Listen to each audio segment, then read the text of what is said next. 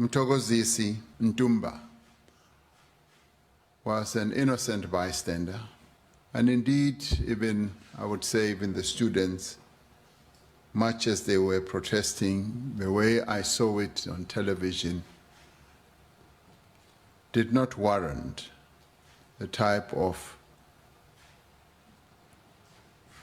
resistance and push from our police.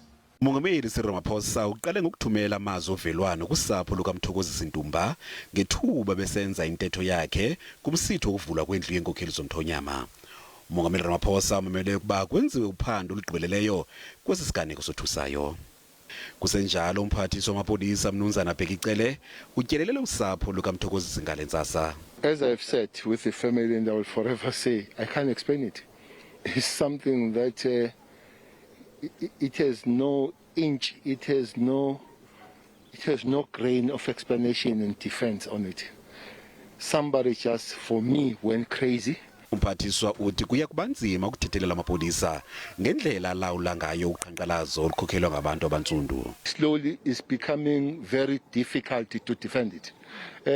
I went on that, especially in Western Cape, because it was more pronounced in Western Cape. I sat down with the management.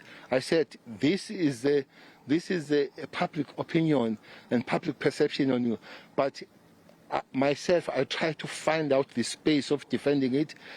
Slowly but surely, it's beginning to be difficult to defend it. Kubhlungu sisi asazi sothina.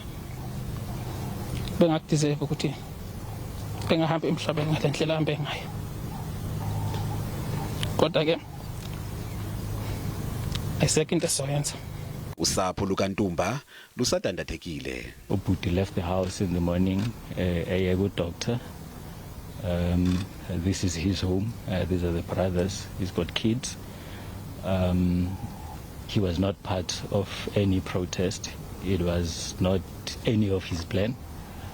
And to find out, in the news and getting the calls afterwards and having to relate the two was very shocking and devastating for us as the family.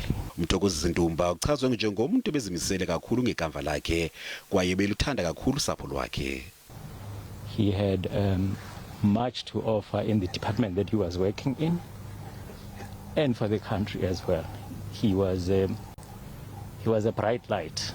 Ushiya ngasemva unkosikazi kunye nabantwana bakhe abane. Oyena mntwana mncinci unenyanga ezisibhozo. Ulusapho luyathemba ukuba luza kufumana ubulungisa ngokusweleka kwakhe.